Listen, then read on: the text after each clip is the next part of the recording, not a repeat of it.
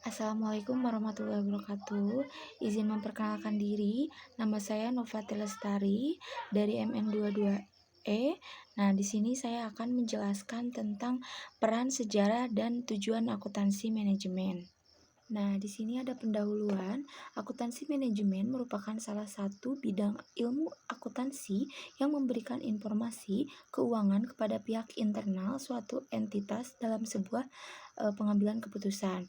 Informasi keuangan yang dihasilkan tidak dipublikasikan kepada umum. Akuntansi manajemen pada awalnya hanya berfokus pada penentuan biaya dan memaksimalkan laba. Namun, seiring dengan perkembangan akuntansi manajemen, dituntut untuk melakukan berbagai penyesuaian terhadap praktik dalam bisnis.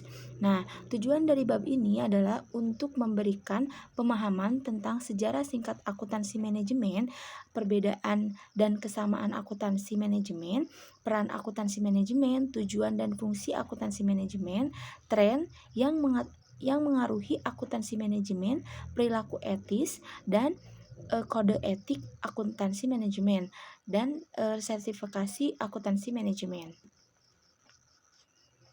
Selanjutnya ada sejarah singkat akuntansi manajemen. Lingkungan ekonomi pada sebuah perusahaan disebabkan karena adanya perkembangan akuntansi manajemen. Berubahnya lingkungan ekonomi dalam perusahaan menyebabkan perubahannya lingkungan bisnis dan sistem akuntansi manajemennya. Dengan adanya perkembangan ini, akuntansi manajemen tradisional tidak dipergunakan lagi. Sistem akuntansi kontemporer yang berorientasi pada perolehan laba melalui kepuasan pelanggan yang saat ini telah digunakan. Pada abad ke-20, prosedur perhitungan biaya produk dan akuntansi dikembangkan antara 1880 sampai 1925. Sebelum tahun 1914, banyak perkembangan awal yang menekankan pada perhitungan biaya produk, menelusuri tingkat laba perusahaan ke tiap produk dan menggunakan informasi ini sebagai pengembalian keputusan yang strategis.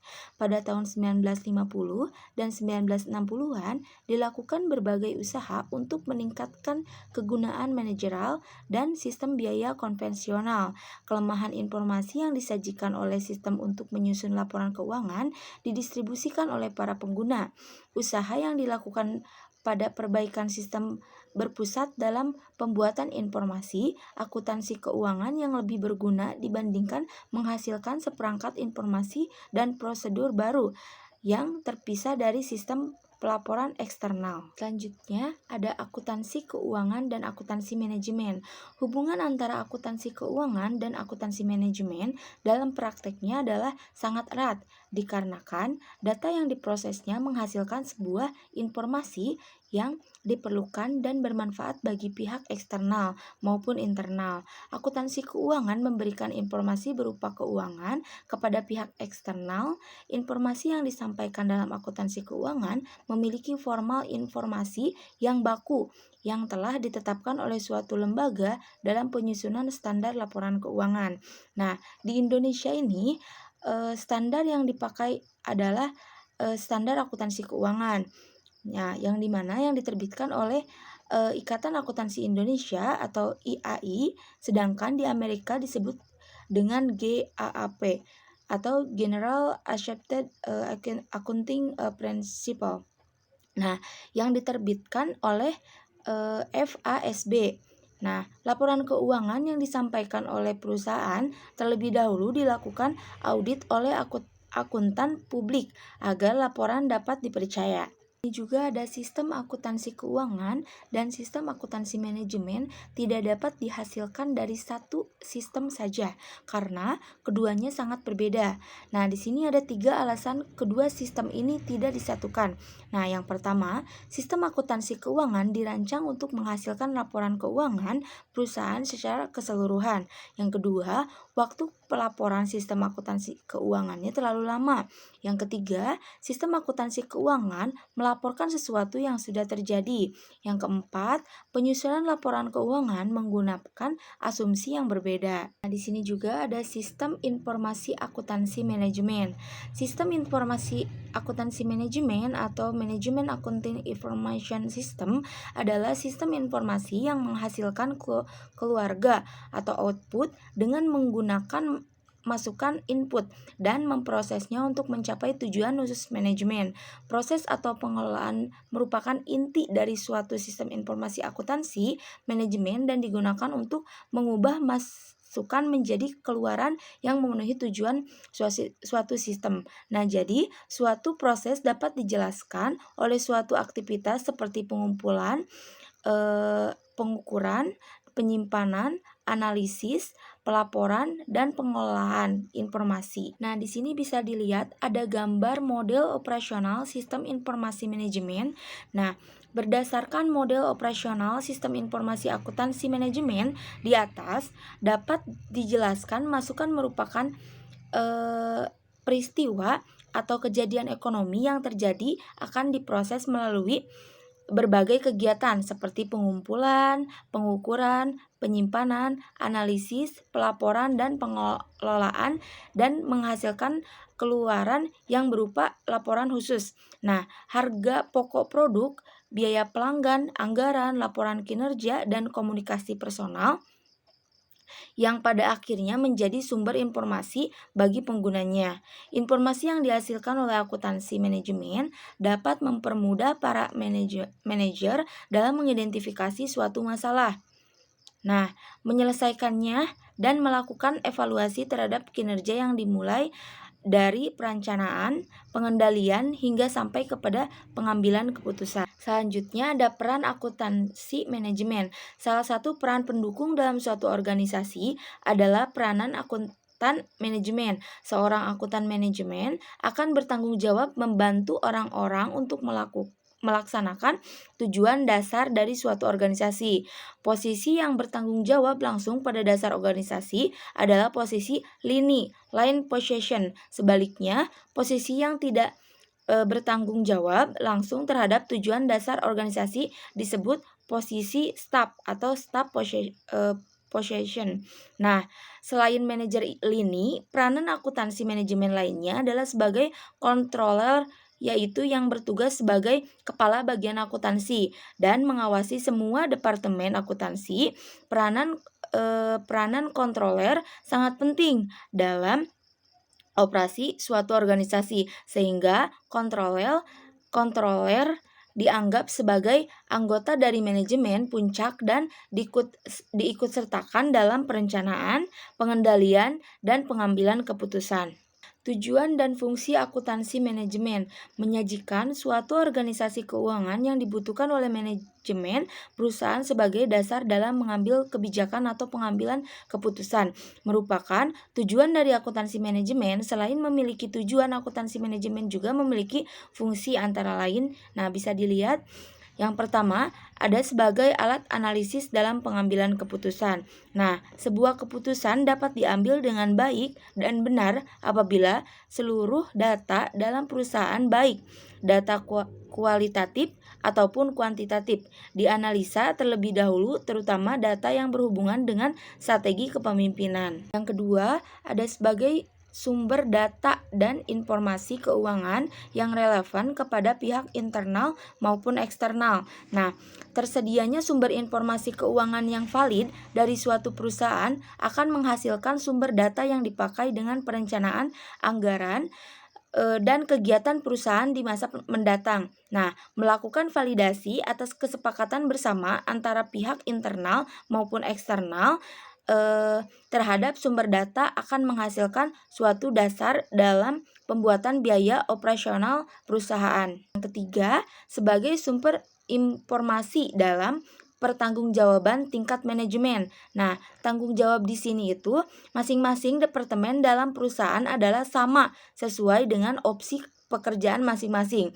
Dalam proses ini, akuntansi dibutuhkan sebagai sumber informasi untuk mendukung kegiatan dan kegiatan dari masing-masing ke departemen, sehingga terjalin kerjasama yang baik, konsisten, dan terencana. Koordinasi berbagai kegiatan perusahaan. Setiap aktivitas yang terjadi dalam perusahaan berjalan secara terpisah. Nah, untuk itu, laporan akuntansi sangat diperlukan agar pekerjaan yang dilakukan antar departemen tidak berbenturan satu dengan yang lainnya. Sebagai arsip audit, segala bentuk transaksi keuangan sewaktu-waktu akan dibutuhkan oleh pihak terkait dalam proses audit. Untuk mempermudah proses audit, akuntansi manajemen dapat dijadikan sebagai arsip. Oleh karena itu, dibutuhkan petugas yang kompeten dalam bidangnya agar dapat ditangani dengan baik. Yang terakhir, ada mengukur dan mengawasi kinerja perusahaan. Pada dasarnya, tugas dari manajemen adalah melakukan pengawasan terhadap kegiatan yang terjadi di dalam perusahaan. Data-data keuangan merupakan salah satu materi yang digunakan dalam pengawasan. Hal ini dilakukan untuk mengevaluasi kegiatan yang terjadi dalam perusahaan, apakah berjalan baik atau tidak. Di sini juga ada tren dalam akuntansi manajemen. Pada tahun 1925, biaya persediaan inventory costing merupakan prosedur akuntansi manajemen dalam pelaporan eksternal yang kemudian pada tahun 1950 sampai 1960-an dilakukan peningkatan dengan berbagai usaha secara manajerial dari sistem biaya tradisional pada tahun 1980 sampai 1990-an terdapat banyak praktik akuntansi manajemen tradisional yang tidak mampu mewujudkannya kebutuhan manajerial pada umumnya. Nah, melihat lingkungan bisnis yang semakin kompetitif, akuntansi manajemen mulai melakukan beberapa perubahan dalam konsep dan praktik-praktiknya agar mutu dan produktivitas semakin meningkat serta mampu meminimalisir biaya yang muncul. Di sini juga ada beberapa praktik bisnis yang perlu dirubah dalam akuntansi manajemen. Nah, bisa dilihat yang pertama ada orientasi pelanggan. Orientasi pada pelanggan merupakan perbedaan antara apa yang diperoleh pelanggan atau kepuasan pelanggan dengan apa yang disertakan oleh pelanggan atau pengorbanan pelanggan. Nah, segala sesuatu yang diperoleh pelanggan disebut produk total atau total produk. Produk total merupakan seluruh keuntungan yang memiliki wujud atau tidak berwujud diterima oleh pelanggan ketika melakukan pembelian suatu produk. Nah, sangat penting bagi akuntansi manajemen memberikan informasi tentang pengorbanan dan realisasi pelanggan. Hal ini merupakan pembuktian fokus pada nilai pelanggan. Nah, yang kedua ada perspektif lintas fungsional. Nah, di sini perspektif lintas fungsional ini merupakan cara pandang manajemen yang tidak lagi melihat proses penambahan nilai yang terjadi di suatu fungsi terpisah dari proses penambahan nilai yang terjadi di fungsi lain. Nah, proses menciptakan nilai pelanggan yang optimal akan tercapai jika manajemen dalam suatu perusahaan memiliki perspektif yang luas dan tidak terpisah antar fungsi. Nah, akuntansi manajemen juga harus lebih memahami fungsi-fungsi bisnis dari manufaktur atau proses produksi sampai kepada pelayanan konsumen. Yang ketiga ada persaingan global. Nah, produktivitas dan kualitas merupakan dua kunci utama dalam persaingan global. Dengan adanya persaingan global, kebutuhan akan informasi akuntansi manajemen menjadi lebih baik. Yang keempat, ada manajemen mutu total atau TQM. Nah, manajemen mutu total atau total quality management merupakan pendekatan yang menuntut perusahaan menciptakan lingkungan yang memungkinkan produk yang sempurna tanpa cacat dapat dihasilkan. Nah, manajemen mutu total memiliki 4 prinsip, yakni fokus kepada pelanggan, keterlibatan karyawan, perbaikan yang berkelanjutan atau sistem yang terintegrasi. Yang kelima, ada waktu sebagai unsur kompetitif. Pada tahapan rantai nilai, waktu merupakan unsur penting. Suatu perusahaan yang berskala internasional mampu mengurangi waktu yang digunakan dalam memperoleh pasar dengan cara mempersingkat siklus desainnya. Nah, implementasi dari produksi, penyerahan produk yang akan dipasarkan lebih cepat dengan eliminasi waktu yang tidak bernilai tidak bernilai tambahan. Nah, waktu yang tidak bermanfaat sehingga tujuan dalam meningkatkan daya tangkap terhadap pelanggan dapat tercapai. Yang keenam, ada kemajuan dalam teknologi informasi. Teknologi informasi dewasa ini berkembang sangat pesat. Terdapat dua kemajuan signifikan yang berhubungan dengan teknologi informasi. Kemajuan yang pertama adalah teknologi informasi mendukung pemanufakturan terintegrasi dengan komputer. Nah, untuk kepentingan monitoring dan pengendalian operasi, sedangkan kemajuan yang kedua dengan adanya penyediaan peralatan yang dibutuhkan, seperti persediaan personal komputer atau PC, adanya berbagai aplikasi atau software yang dibutuhkan dan akses jaringannya yang cepat. Yang ketujuh, ada kemajuan lingkungan manufaktur. Kemajuan dalam teknologi informasi berdampak pada lingkungan pemanufakturan. Nah, dampak pada perubahan ini adalah dengan adanya sistem kalkulasi biaya produk, sistem pengendalian, perilaku dan daya lacak biaya. 8. Ada pertumbuhan dan deregulasi dalam industri jasa. Nah, terjadi persaingan dalam industri jasa dikarenakan meningkatnya deregulasi dalam bidang jasa seperti jasa angkutan udara, jasa keuangan, dan jasa telekomunikasi. Hal ini menarik perhatian para manajer perusahaan sehingga meningkatkan kesadaran manajemen terhadap pemanfaatan informasi akuntansi manajemen dalam hal perencanaan, pengendalian, dan pengambilan keputusan. Dengan adanya hal ini, informasi akuntansi manajemen akan sangat dibutuhkan dalam sektor jasa. Yang terakhir, ada manajemen berdasarkan aktivitas atau disingkat dengan ABM. Manajemen berdasarkan aktivitas merupakan pendekatan pengelolaan terpadu dan bersistem yang memfokuskan perhatian manajemen terhadap aktivitas untuk meningkatkan nilai pelanggan dan laba yang ingin dicapai. Nah, dengan adanya pengertian dari pemahaman yang baik terhadap berbagai aktivitas dalam memberikan pandangan yang baik dalam penggunaan, pengelolaan, pengendalian sumber daya perusahaan dan pengetahuan akan peluang adanya peningkatan kinerja dalam perusahaan serta sebagai pedoman yang baik dalam penilaian kinerja perusahaan. Nah, berkesinambungan ABM menekankan kalkulasi biaya berdasarkan aktivitas dan analisis nilai proses. Cukup sekian dari saya. Terima kasih. Wassalamualaikum warahmatullahi wabarakatuh.